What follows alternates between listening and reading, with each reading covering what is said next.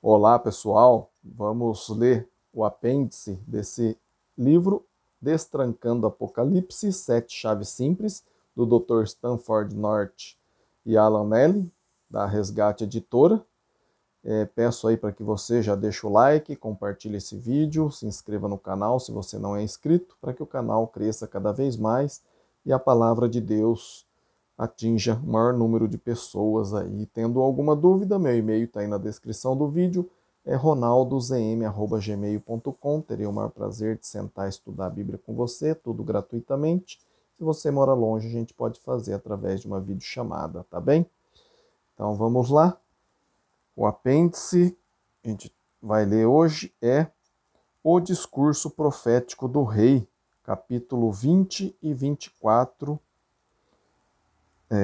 Capítulo 24 e 25 de Mateus, e diz o seguinte: Depois da rejeição total de Jesus pelos escribas e fariseus, Mateus 23, de 1 a 39, especialmente o versículo 36, abre aspas, esta geração, fecha aspas, comparada com capítulo 24, versículo 34, agora ele vai profetizar sobre a destruição futura da cidade de Jerusalém, que está lá em Mateus 24, versículo de 1 a 34, e a segunda vinda de Cristo no dia final, que está lá Mateus 24, 35 a Mateus 26, 1. Algumas vezes parece meio difícil separar os dois assuntos em alguns versículos, mas é possível.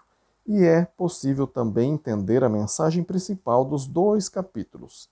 Seja ativo no trabalho do Senhor, seja fiel a Ele e esteja pronto para a sua vinda todo dia. Não importa o que aconteça no futuro, vamos perseverar e obedecer Jesus até o fim. Mateus 24, 13. Jesus tem duas propriedades neste discurso. Aliás, Jesus tem duas prioridades neste discurso. Promover prover os discípulos com informação importantíssima para a sua segurança na destruição de Jerusalém. Apocalipse 24, versículo 25. E segundo, ensinar os discípulos a sempre estarem preparados para a volta dele. Apocalipse 24, versículo 44. O contexto do discurso de Mateus 24, versículo 1 a 3, Jesus deixou o templo deserto. Apocalipse não. Mateus 23, 38 e 24, 1. Agora não existe mais a presença de Deus. Os discípulos estavam admirando as construções do templo. Está lá Mateus 24, 1. Jesus prediz a destruição do templo. Mateus 24, 2. Os discípulos pedem uma explicação sobre a profecia de Jesus. Mateus 24, 3. A resposta de Cristo é o discurso dos capítulos 24 e 25. A pergunta dos discípulos mostra que eles achavam que os dois eventos aconteceriam no mesmo momento. Por quê? Se Jesus vem julgar Jerusalém, provavelmente ele vem julgar a todos. Mas Jesus vai esclarecer que são dois eventos separados. Jesus dará para eles o, entre aspas, sinal que indica quando será a destruição de Jerusalém. Mas não haverá sinal para a segunda vinda, que será junto com o dia final. Subtítulo: A destruição de Jerusalém e o seu templo. Mateus 24, versículo de 4 a 35.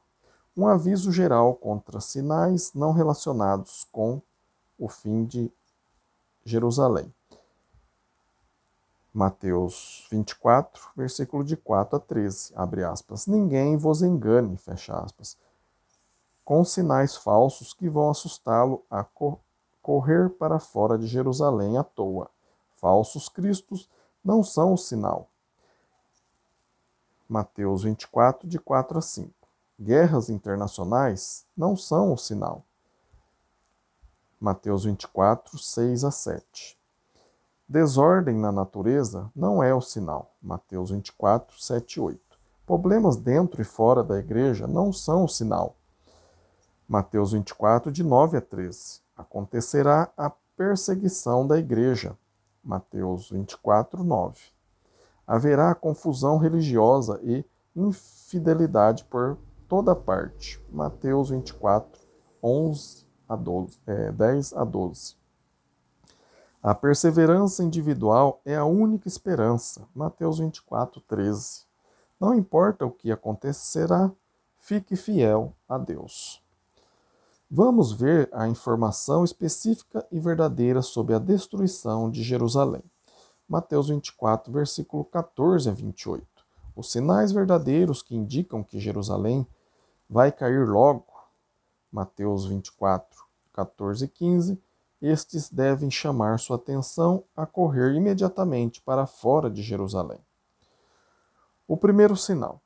O evangelho será pregado pelo todo o mundo. Este é o primeiro sinal do fim de Jerusalém. Mateus 24, 14. Veja Colossenses 1, 23. Aconteceu em 30 anos, a partir de Mateus 28, 19. Marcos 16, 15, Atos 1, 8 e Atos capítulo 2 inteiro. O segundo sinal, abre aspas, quando virem o sacrilégio terrível no lugar santo, fecha aspas. Mateus 24, 15, Daniel 9, 27, Daniel 11, 31, Daniel 12, 11. Estas profecias se referem à profecia de Daniel sobre Jerusalém. Daniel profetizou 550 anos antes de Cristo, sobre o ataque dos romanos para destruir a cidade de Jerusalém. Lucas 21, versículo 20 a 24, é mais claro para entender, abre aspas, quando, porém, virdes Jerusalém sitiada de exércitos, sabeis que está próximo a sua devastação, fecha aspas.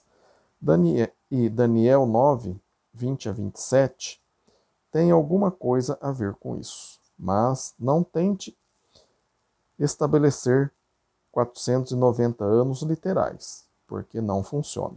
É um tempo simbólico, para representar o tempo necessário para Deus fazer seu trabalho. Veja estudo especial nesse apêndice sobre Daniel 9, capítulo 9, versículo 20 a 27 e as 70 semanas, que está lá no final da apêndice aqui. Há instruções urgentes e práticas para os cristãos escaparem da destruição. Veja Mateus 24, versículo 16 a 20. A pessoa não terá tempo para buscar posses, pois isso irá só dificultar a fuga. É melhor conservar a vida do que os bens. Mateus 24, versículo 17 e 18. Mães vão ter dificuldade em fugir também, mas o sofrimento principal é que haverá tanta fome no sítio de Jerusalém que as mães judaicas comeriam seus próprios filhos. Deuteronômio, capítulo 20, versículo 49 a 57. Sábado. As portas de Jerusalém estão fechadas e dificultaria a fuga. Veja Neemias 13, 15 a 22. As lojas também seriam fechadas para comprar comida para a viagem. A oração é apropriada porque Deus pode ajudar os cristãos em sua fuga. Eusébio relatou a fuga dos cristãos para Pela, no lado leste do rio Jordão. Está lá em Eusébio 3, 5. Vamos entender a motivação da fuga. Uma tribulação grande, Mateus 24, 21. Não se está falando sobre a tribulação do Apocalipse, capítulo 7, 9, 7, 14, porque aquela se trata de todas as nações. Aqui só trata de Jerusalém. Joséfo, um historiador da época, relatou que na destruição de Jerusalém, 97 mil foram levados cativos e 1.100.000 morreram por causa de doenças, fome ou assassinato. Os judeus literalmente mataram e roubaram uns aos outros por causa da fome causada pelos exércitos cercando a cidade, antes que os romanos entrassem no local. A duração seria curta, mas terrível. Mateus 24:22. A fome e a guerra interna causaram a destruição, a conhecer rápida. Entre aspas, escolhidos. Eles são os cristãos que de livre vontade se submeteram a Jesus. Há um aviso: a segunda vinda de Cristo não vai acontecer durante a destruição de Jerusalém. Mateus 24, versículo 23 a 28. Mesmo com sinais miraculosos aparentemente sendo feitos, todas as esperanças falsas de resgate e libertação apresentadas pelos falsos profetas devem ser rejeitadas. Jerusalém será destruída mesmo. Mateus 24, versículo 23 a 26. A segunda vinda de Cristo não é um evento secreto, mas será tão óbvia que não vai precisar alguém nos dizer que aconteceu. Mateus 24, 27. A razão deste esclarecimento é porque os judeus discípulos acharam que os dois eventos aconteceriam ao mesmo tempo. Jesus quer deixar bem claro que só porque haverá tribulação não significa que o Filho do Homem está voltando em sua segunda vinda para o fim do mundo. Nos versículos 15 e 16 é diferente. Abre aspas. Quando, pois, virdes, então, então escape, fecha aspas. Mas a volta de Cristo será bem diferente. Mateus 24, 27. Mas para a cidade de Jerusalém não há esperança de libertação, só castigo e morte. O resultado lá é que vai atrair abutres para comer os mortos. Mateus 24, 28. Veja 8 resultados teológicos da destruição de Jerusalém. Mateus 24, versículo 29 a 31. O tempo, entre aspas, longo, ou, entre aspas, imediatamente, depois da tribulação e destruição de Jerusalém. Mateus 24, versículo 21 e versículo 29. A pergunta é, Mateus 29 a 31 se refere à destruição de Jerusalém ou à segunda vinda de Cristo? Parece a segunda vinda. Veja, Mateus 25, 31, 13, 41, mas considere as próximas observações. Mateus 24, 34. Tudo isso vai acontecer nesta geração. Mateus 23, 36. Jesus não veio na segunda vinda, entre aspas, logo, depois da destruição, da tribulação de Jerusalém. Mateus 24, 36, Jesus diz que ele não sabia quando seria a segunda vinda. Mateus 24, 48 e Mateus 25, 5 e 19, Jesus disse que a segunda vinda ia demorar. Mateus 24, 22, o sofrimento seria abreviado, não continuaria mais 2.000 anos até a volta de Cristo. Mateus 24, 43, 50 e 25, 13, a segunda vinda não terá um sinal que vai acontecer, pois vai nos pegar de surpresa. O que está acontecendo é a retirada das velhas luzes. Mateus 24, 29. Esta linguagem sobre o 1, Sol, 2, a Lua, 3, as estrelas e 4, os poderes celestes, serão abalados aqui no capítulo 24, versículo 29 de Mateus, é figurada. É igual à linguagem profética do Velho Testamento, quando Deus usou esse tipo de linguagem para descrever a destruição literal das nações. Veja Isaías 13, 9 a 13, a destruição da Babilônia. Isaías 24, 18 a 23, outras nações. Isaías 34, 4 a 6, a destruição de Edom. Ezequiel 32, 1 a 14, a destruição do Egito pela espada da Babilônia. Compare também Joel 2, versículo 28 a 32, com o cumprimento em Atos 2, 16 a 21, no dia de Pentecoste, com o estabelecimento do reino de Deus. O ponto principal em usar linguagem assim é mostrar o fim da nação judaica. O sol, a lua e as estrelas eram elementos permanentes na mente do povo. O homem mede os dias pelo sol, as épocas pela lua e a direção pelas estrelas. O ponto é que o que o povo achou que era estável, entre parênteses, Jerusalém, o templo, o sacrifício, fecha parênteses, será liquidado e o povo vai ficar preocupado com o alicerce de suas vidas, que foi retirado, entre aspas, logo, depois da tribulação. Abre aspas. Agora quem vai nos liderar? Fecha aspas. As luzes, entre aspas, do passado foram eliminadas, como Herodes, Caifás, os sacerdotes, etc. Vejam quem está liderando. O Messias está reinando. Mateus 24, 30. Ele é a nova luz para guiar nossas vidas. Quinto, abre aspas, o sinal.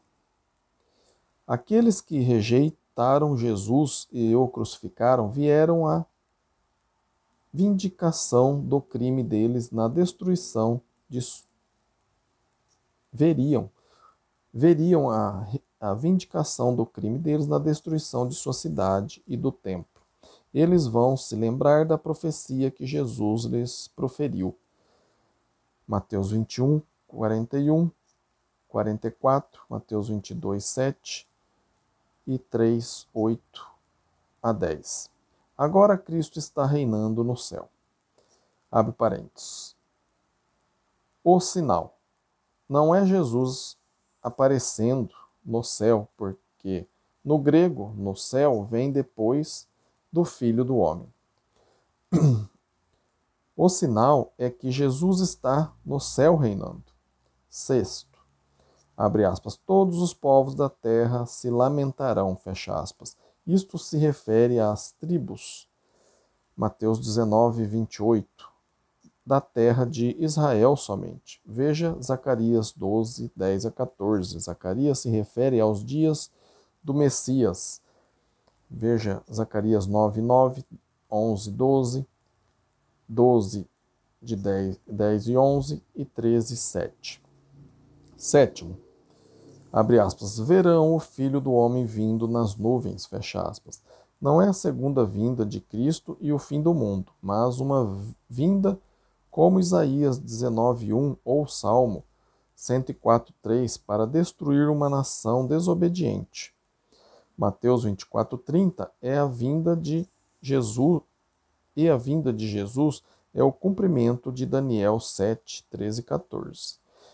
E Jesus não estava indo na direção da terra como se fosse a segunda vinda dele, mas ele, abre aspas, dirigiu-se ao ancião de dia e o fizeram chegar até ele, fecha aspas. Jesus estava indo para o seu trono e não voltando para a terra nesse momento. É a mesma coisa de Mateus 26, 64, quando Jesus está, entre aspas, assentado à direita do Todo-Poderoso e vindo sobre as nuvens simultaneamente. Jesus subiu ao céu para sentar-se ao lado de Deus Pai. Atos 2, 33.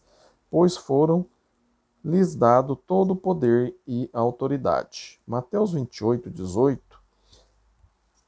Mateus 28, 18. E ele está, entre aspas, vindo nas nuvens para executar julgamento contra a nação judaica que o crucificou.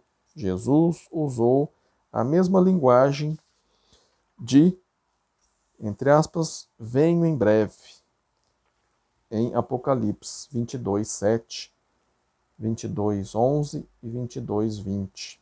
Em Apocalipse também não foi a segunda vinda de Cristo e o fim do mundo, pois Jesus não veio ainda, mas ele se refere à vinda de Jesus para destruir a nação romana que rejeitou a Deus e perseguiu os cristãos.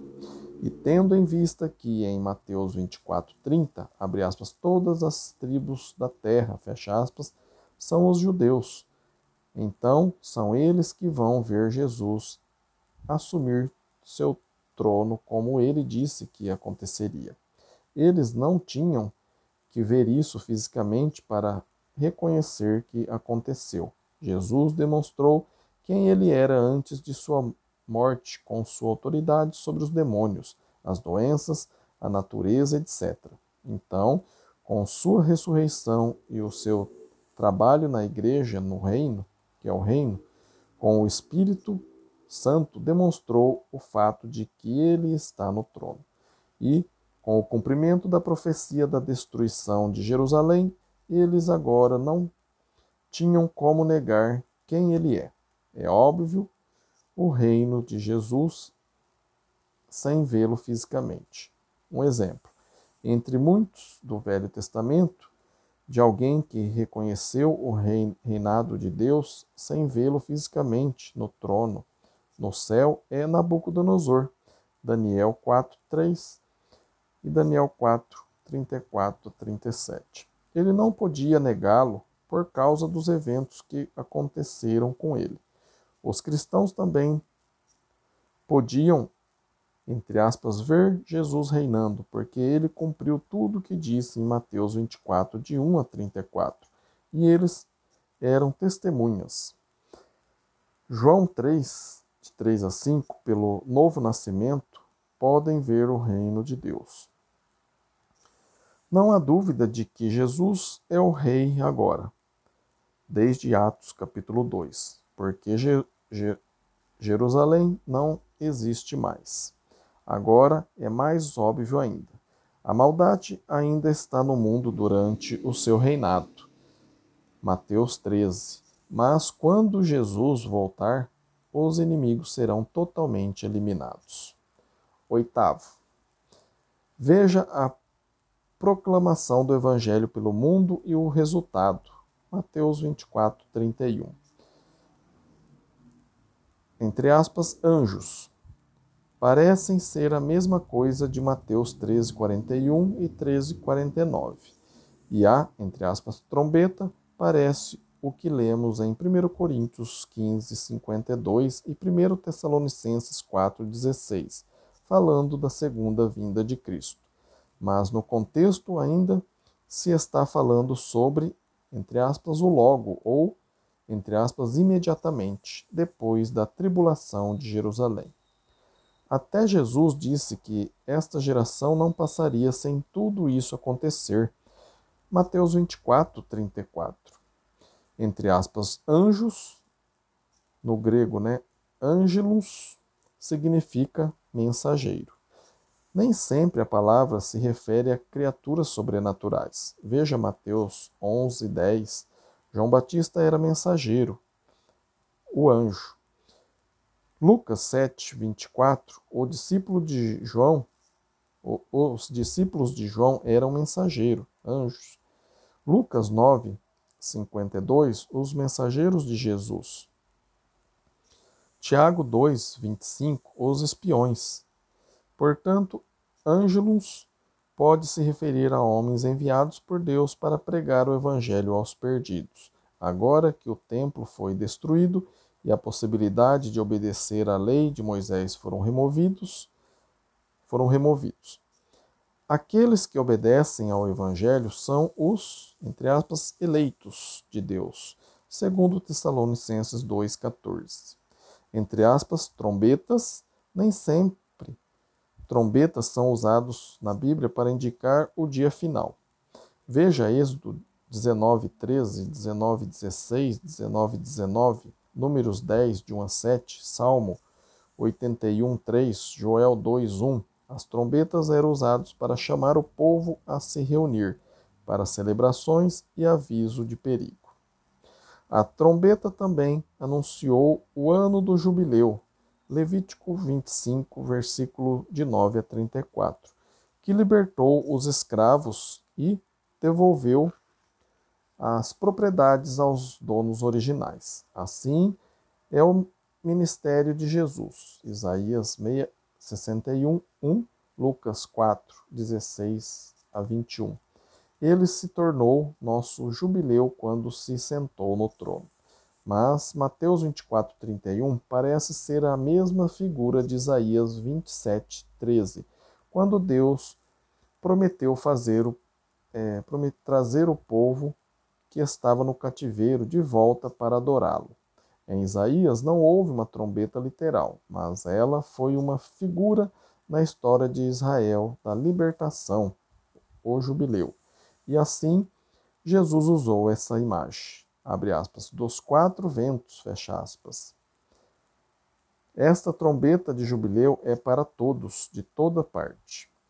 Os, entre aspas, mensageiros de Deus vão pregar a liberdade para todos. Mateus 28, 19. Veja Zacarias 2, 6, Deuteronômio 34, Neemias 1, 9. Linguagem simbólica. Mateus 8, 11, Lucas 13, 29. Jesus está proclamando liberdade para todos que a querem. Esta trombeta se iniciou em seu ministério, continuou durante o livro de Atos e ficou bem forte na destruição de Jerusalém. Com certeza, todas estas frases, Mateus 24, 29 a 31, parecem similar à volta de Cristo, mas se trata da destruição de Jerusalém e o resultado depois, porque não haverá sinal da vinda de Cristo. Além disso, essa volta de Cristo é bem explicada em Mateus 24, 36 a Mateus 25, 46. Este julgamento de Jerusalém pode ser visto como uma sombra do que vai acontecer no julgamento do mundo todo. Talvez esta seja a razão das frases similares entre os dois eventos. Há um encorajamento a acreditar nas palavras de Jesus sobre Jerusalém. Mateus 24, 32 a 35. Há uma ilustração, 2 pontos. As folhas são um sinal da chegada do verão. Mateus 24, 32. Da mesma forma, Mateus 24, 33, os sinais que serão mostrados deixam óbvia a chegada do reino de Deus. Lucas 21, versículo 29 a 32. Os sinais são o evangelho pregado por toda parte. Jerusalém cercada pelos exércitos, o templo, a cidade e todo o sistema de sacrifício destruído, e o reino dado a outro povo, etc. Isso mostra que Jesus está reinando. Mateus 16, 28. Entre aspas, estas coisas, veja Mateus 24, 3. Todos esses eventos devem acontecer na, entre aspas, geração de Jesus. Mateus 24, 34. Geração, veja Mateus 1, 17, 11, 16, 17, 17, 12, 39 e 41, 42, 45, 16, 4, 23, 36, Lucas 17, 25, Colossenses 1, 26, Efésios 3, 21. A profecia de Mateus 24, de 4 a 35, aconteceu no primeiro século. Sem dúvida, estes eventos aconteceram. Mateus 24, 35. Jesus colocou sua palavra no mesmo nível de Moisés. Mateus 5, 18. Este acontecimento do futuro estabeleceu para sempre que Jesus é o Filho de Deus, porque aconteceu como ele disse. Ele conhece nosso futuro também. Vamos ouvi-lo e obedecer. Subtítulo: A Segunda Vinda de Jesus. Mateus 24, 36 a Mateus 25, 46. Deixa eu ver aqui se está muito distante, senão a gente pode deixar isso para outro dia, né? Vamos deixar então a segunda vinda de Jesus para o próximo vídeo, tá bem? Para não ficar muito extenso aí, cansativo. Se você está gostando da leitura do apêndice desse livro, Destrancando Apocalipse, 7 Chaves Simples, do Dr. Stanford North e Alan Nelly, da Resgate Editora, peço para que você já deixe aí o seu like, compartilhe esse vídeo e se inscreva no canal. Aciona aí o sininho para você ser lembrado dos próximos vídeos que eu fizer, tá bem? E se ficou alguma dúvida aí do que a gente leu hoje, escreva para mim, meu e-mail está aí na descrição do vídeo, é ronaldozm@gmail.com. Teria o maior prazer de sentar e estudar a Bíblia com você, tudo gratuitamente. Se você mora longe, a gente pode fazer isso através de uma videochamada também, tá bom? Fico muito feliz de você estar investindo aí o seu tempo em aprender a palavra de Deus e tenho certeza que Deus também está contente. Muito obrigado, fiquem com Deus, que Deus te abençoe e até o próximo vídeo. Amém?